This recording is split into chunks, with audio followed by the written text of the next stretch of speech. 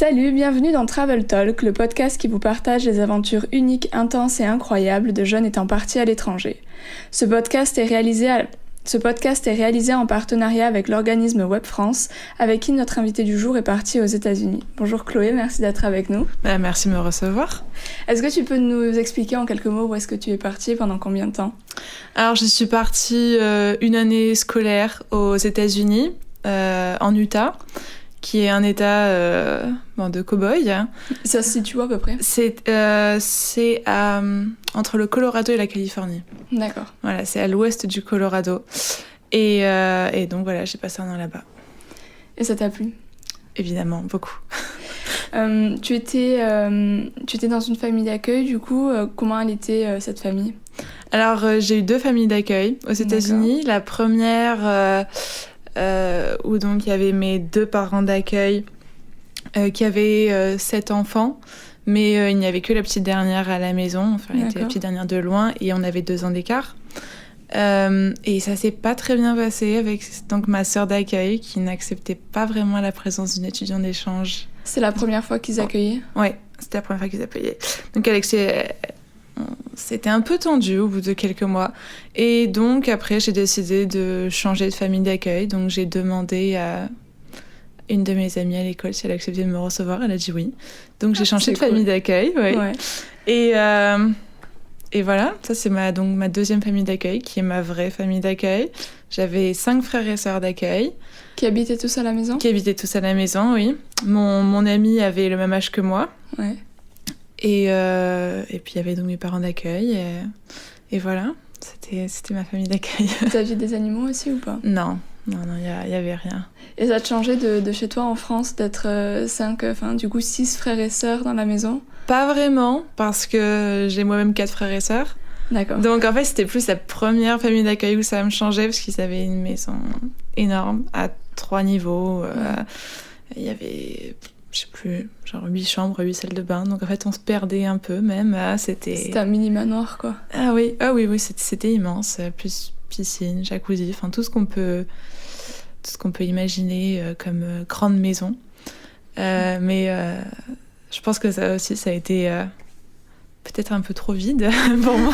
Enfin bref, je sais pas, mais en tout cas, donc dans ma deuxième famille d'accueil, on était 6 enfants dans une maison normale, et non, c'était très bien. D'accord. Et vu que tu as été placée d'abord dans une première famille, tu as été placée dans un lycée, est-ce que tu as dû changer de lycée en changeant de famille ou pas ?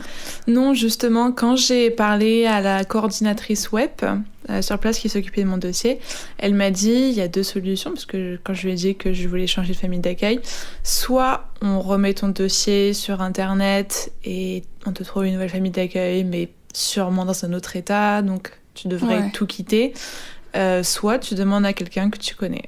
Et je crois qu'on était en janvier, donc déjà la moitié de l'année, j'avais aucune envie de me réadapter à un autre mode de vie, oui. Donc j'ai préféré demander aux gens autour de moi. Et donc j'ai pu rester dans mon lycée avec mes amis, voilà. Ça c'est bien, au moins comme ça. T'as un truc en moins à faire, t'as juste à te réadapter à ta nouvelle famille. C'est ça. Du coup, dans l'Utah, si je me souviens bien, il y a une très grosse communauté mormone, c'est ça ? J'étais dans l'endroit le plus mormon sur Terre. Voilà. Et tes 2 familles d'accueil, du coup, étaient mormones ? Oui.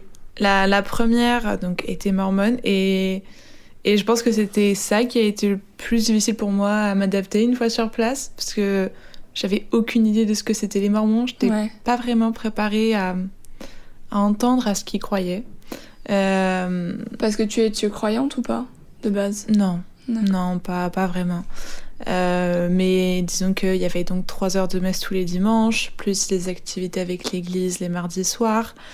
Et puis, donc, ils ont des croyances auxquelles on pense pas forcément. Disons. Du style, tu peux nous expliquer ? Du style... Donc ils ont la Bible, mais ils ont aussi le livre des Mormons, et en fait ils se sont distingués du christianisme, on va dire, au 19e siècle, avec l'arrivée d'un prophète. Alors ça ressemble un peu à une légende quand même, hein. C'est donc un fermier de 15 ans dans l'état de New York qui aurait eu la visite d'un ange qui lui a donné des pierres sacrées et lui a accordé le pouvoir de traduire les inscriptions qu'il y avait dessus. Ouais. Et c'est cette traduction qui a donné le livre des Mormons, sachant qu'on n'a jamais retrouvé ces pierres sacrées. D'accord. Voilà, donc ça a été comme ça que la religion mormone a été créée. Voilà, et puis il y a plein de petites croyances comme ça au quotidien qui sont juste... C'est étonnant quoi, de les entendre. Voilà. Tu te souviens de ces petites croyances au quotidien ? Oui, bon, déjà, il croit en la vie éternelle, c'est-à-dire on reste avec sa famille. Quand on se marie au temple, et ça, on est donc ensemble pour l'éternité. Puis quoi d'autre ? Un truc un peu simple. Les Mormons n'ont pas le droit de porter des sous-vêtements, même un petit t-shirt noir, parce que ça attire le diable. Voilà. Du coup, tu portais pas du tout de noir pendant ton année ? J'en ai entendu parler vraiment à la fin, quoi. Donc ma famille d'accueil était... de toute manière, ils savaient pas, il y avait que ma sœur d'accueil qui savait ce que je mettais, en gros. Mais elle m'a jamais fait la moindre réflexion. Voilà, elle n'en mettait pas, mais elle m'en a vraiment jamais fait part, donc... Non. Et du coup, tu disais que t'étais pas du tout prête à... Tu savais pas à quoi t'attendre en étant dans une famille mormone. Non. Qu'est-ce que tu dirais à quelqu'un, du coup, qui partirait en échange dans une famille mormone ? Qu'est-ce que tu leur dirais pour qu'ils se préparent ? Alors déjà, quand on va aux États-Unis, la plupart des Américains sont très religieux. Donc il faut se préparer à aller à l'église. Dans le cas des Mormons, c'est... Bon, maintenant ça a changé. Maintenant c'est passé à 2 heures de messe chaque dimanche. Avant c'était 3 heures. Donc il faut quand même se préparer. Et puis, par exemple, dans mon cas, tous les soirs on lisait la Bible, tous ensemble en famille. Ouais. On en parlait. On prie avant tout presque. Enfin, avant les repas, avant les voyages, pour que Dieu nous garde. Donc, puis évidemment, il croit au jardin d'Adam et Ève. Ouais. Donc, faut pas trop parler de science non plus. Ok. Voilà, quoi. Et c'est juste se préparer vraiment, y aller en se disant, oui, il va falloir que je fasse ça, mais c'est une activité. Mais aussi l'envisager comme une activité à faire avec la famille d'accueil. Je sais qu'il y avait beaucoup de gens qui m'avaient demandé, mais c'est pas un peu... t'es obligé à te convertir, par exemple, de lire la Bible tous les soirs et d'en parler. Moi, j'ai dit non. Ma famille d'accueil n'a jamais essayé de me convertir à leur religion. D'autres ont essayé de m'en parler, mais eux, non. Moi, je voyais plus ça comme une activité qu'on faisait en famille. On était tous ensemble le soir, sans téléphone, juste à parler. C'était sympa. Ouais, et puis de toute façon, ils ont l'obligation de ne pas te forcer à participer à ces événements religieux. Oui, voilà. C'est toi qui le fais par choix, parce que ça fait partie de la vie de famille, quoi. Après, avec ma famille d'accueil, je sentais que ça aurait été un problème si je décidais de pas aller à l'église. Ouais. Parce qu'ils étaient très, très religieux. Les 2 parents étaient impliqués dans l'église, ils étaient professeurs là-bas. Donc ça aurait vraiment coincé au bout d'un moment si je n'y étais pas allée. Ouais, plus pas par le fait religieux, mais juste par le fait tu t'intéresses à la famille, quoi. La famille va à la messe le dimanche. Voilà. Okay. Tu disais qu'il fallait pas trop parler de science. Est-ce que ça se ressentait aussi dans l'éducation ou pas du tout ? Oui. Par exemple, alors nous en France, c'est au primaire qu'on apprend la préhistoire, les dinosaures, tout ça. En Utah, les SVT ne sont pas obligatoires quand les enfants sont petits. Il n'y en a pas à l'école, en tout cas de ce qu'on m'a dit. Ce sont les parents qui décident ce qu'ils veulent ou non apprendre à leurs enfants au niveau des sciences biologiques. Waouh. Voilà. Ça, je savais pas. Ouais. Et du coup, t'as pris quoi comme cours à l'école, enfin au lycée ? Alors avec WEP, on était obligés de prendre anglais et histoire des États-Unis. Donc j'ai pris ces 2-là. J'ai pris aussi... Alors en France, j'étais en S, donc en scientifique. Donc j'ai pris maths pour continuer à avoir un niveau quand même. Parce que t'es partie avant la terminale, c'est ça ? Ouais, je suis passée entre la première et la terminale. Donc j'ai pris maths et aux États-Unis, enfin en tout cas au lycée, on peut prendre des classes de niveau universitaire. Et j'avais le niveau en maths. Voilà, pris une première S, donc j'avais pris celle-là. J'étais d'ailleurs avec ma sœur d'accueil dans cette classe-là. Donc j'ai pris ça, puis après j'ai pris des matières qu'on faisait jamais en France, hein, comme la chorale, de la danse, quoi d'autre. Premier semestre, j'ai pris des sciences pour l'ingénieur. Oh, c'est pas mal ça aussi. Ouais, bon, enfin on faisait des robots. Ouais. J'ai pris allemand. Ils avaient la possibilité d'apprendre allemand dans ton lycée? Ouais, il y avait plein de langues. On m'a même proposé d'aller en français, mais pourquoi y aller? Après, je pense que tu peux être TA, Teacher Assistant. Ouais, Teacher Assistant. Oui, c'est vrai.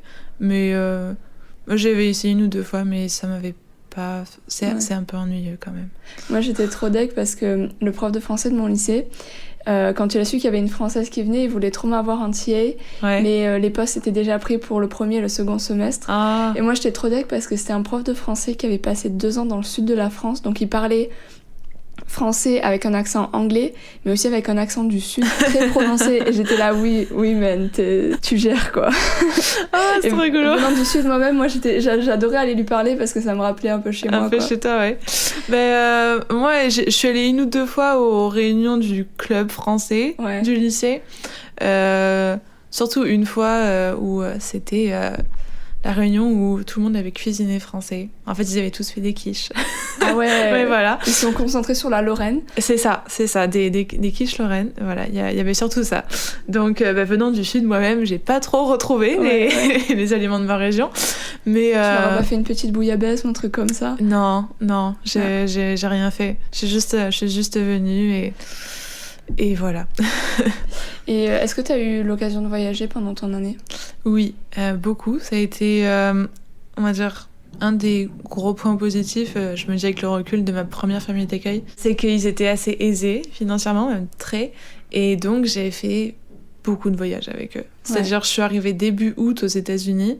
Et 10 jours après, on partait à Los Angeles pour aller à un concert de Coldplay au Super Bowl. Et puis on a passé donc quelques jours à Los Angeles, on a vu les plages, tout ça.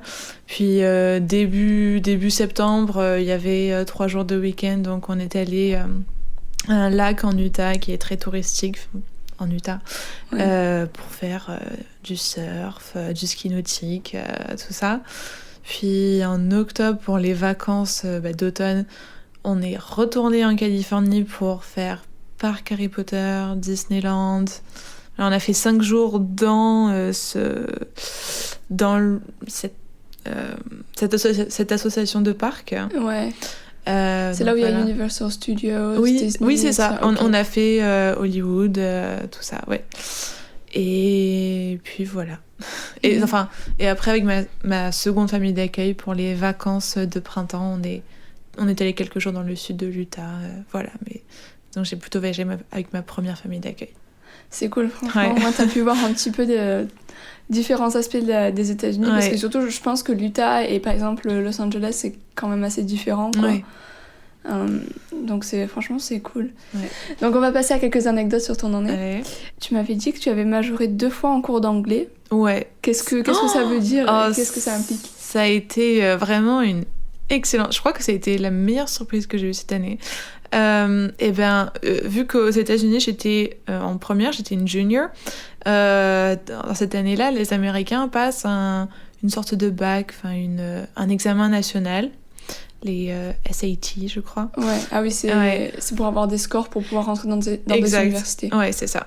Et donc, c'est un QCM en anglais, en maths un peu, mais en maths facile, en sciences. C'est un QCM sur plusieurs sujets. Et pour se préparer en classe d'anglais, on avait fait deux examens blancs. Ouais. Et la première fois, j'avais déjà décidé de passer l'examen, même si j'étais pas obligée, mais voilà, c'est un truc à faire. Mais donc, quand je suis arrivée en classe d'anglais, que le prof a dit, bon, on va faire un examen blanc sur ça. je me suis dit, bon, ça, je vais pas avoir un super score. Hein, je vais être la dernière. Ouais. J'étais l'étudiant d'échange de la classe. Enfin, bref. Et le prof me dit, non, mais tu le passes, c'est pas grave, on verra. Donc, bon, je le fais. Et puis, le cours suivant, j'avais eu, je sais pas, 17 sur 20. Et le deuxième après moi avait eu 14. Ah ouais, quand même. Ouais. Donc, on était arrivés en classe et le prof avait dit, en gros... Ah bah c'est une étrangère qui a eu le meilleur score en anglais. C'est impressionnant quand même. Honnêtement, c'était vraiment, je crois, vraiment la meilleure surprise de l'année. Ouais. Et donc après, quand j'avais passé les SATs et que j'avais eu mes résultats, j'avais eu un super score en anglais. Et même, il y a eu quelques universités qu'on connaît pas vraiment, enfin, qui sont pas connues comme les plus grandes, hein, mais certaines qui m'avaient envoyé un mail après que j'étais retournée en France pour me dire que j'étais sur une liste préférentielle pour entrer dans les universités en tant que littéraire, quoi. Ce qui est drôle puisque j'étais en scientifique. Ouais. Voilà. C'est vrai que ça va être bizarre. Et puis, j'ai eu l'expérience moi-même et puis d'autres étudiants d'échange de mon lycée que, entre autres en anglais, on avait des meilleurs scores que les Américains, mais nous c'était plutôt, on n'avait pas fait de tests blancs et des trucs comme ça, mais c'était plus, on faisait beaucoup de rédaction. Et moi j'étais française, après il y avait une Belge et des Italiens qui explosaient tout le monde en rédaction. Mais je pense que c'est parce qu'on a une méthodologie qui est niveau universitaire là-bas, et du coup t'exposes tout le monde. T'exposes tout le monde en anglais, quoi. Et même c'est ça, hein. Moi je crois que je devais pas prendre histoire américaine, mais American Government, donc l'éducation civique américaine. Je crois qu'on avait le choix entre les deux. C'est pas impossible. Moi je sais que mon lycée était un petit peu bizarre. Nous on avait en fait un semestre d'éducation civique et un semestre d'économie en terminale imposé. D'accord. T'étais une senior ? Ouais. Ah, d'accord. Et toi, t'étais ? Une junior. Ah, c'est peut-être pour ça. Peut-être. Ouais. Mais après, je sais pas, parce qu'il y en a certains aussi qui, en senior, doivent prendre American History et anglais. Mais pareil, en éducation civique américaine, du coup, moi, il y avait un gars c'était un génie, le gars. Ouais. Et après, j'étais toujours la deuxième, pareil, avec des scores assez hauts comparés au reste. Et je suis en mode, mais... J'ai mis 2 mois à comprendre le système de fonctionnement de la politique américaine, alors que vous habitez là depuis 18 ans, quoi. C'est ça. Les gars, c'est pas compliqué ce qu'on vous demande. Ouais. Enfin. Donc j'imagine qu'après une année aux États-Unis, tu es parfaitement bilingue. Oui, en tout cas... J'avais déjà des cours d'anglais avant pour le lycée, enfin des cours... privés, je veux dire, des cours particuliers, pardon, ou avec d'autres amis. Donc, disons que en moyenne, j'étais meilleure que les autres de ma classe en première, mais évidemment, quand je suis arrivée aux États-Unis, voilà quoi, hein, c'était pas brillant, hein, l'anglais. Et puis j'ai vraiment senti une évolution. Déjà après 2 mois, c'était beaucoup plus fluide la manière dont je parlais. Donc en fait, avec ma première famille d'accueil, j'ai connu, on va dire, ma première amie aux États-Unis, qui était dans la même paroisse. Mais je l'ai plus vue après que j'ai changé de famille d'accueil, parce que sa famille s'entendait très bien avec mon ancienne famille d'accueil, donc on n'était pas disputés, juste on s'est moins vus. Et quand je l'ai revue 2 mois après environ, elle m'a dit « Oh, t'as presque plus d'accent !» Enfin, en tout cas, j'avais plus un accent français comme ce que j'avais quelques mois auparavant. Donc voilà, c'était là où je me suis rendu compte que je progressais. C'est un compliment qui fait plaisir. Ah ouais, honnêtement, ça fait très plaisir. Et même vers la fin de mon séjour, où j'avais plus un accent français reconnaissable, quand je rencontrais quelqu'un de nouveau que je savais que j'allais pas revoir, je disais que je venais de Louisiane, parce que ils ont un peu un ascendant français, donc ils ont un accent un peu semblable à celui des Français, donc je disais que je venais de là-bas et ça passait. Donc j'étais trop contente. Et qu'est-ce que cet échange t'a apporté dans ta vie, donc 5 ans après ? Bon, évidemment l'anglais, on va pas se mentir, voilà. Avoir une année avant le bac, les études, juste pour gagner de la maturité, ça honnêtement, je suis rentrée des États-Unis, je savais ce que je voulais faire, enfin, j'avais une idée plus précise. En tout cas, j'avais une idée pour les prochaines années. Bon bah super, merci d'avoir partagé cette expérience avec nous en tout cas. Merci. C'était votre podcast Travel Talk réalisé en partenariat avec l'organisme Web France et on se retrouve très vite dans un prochain épisode.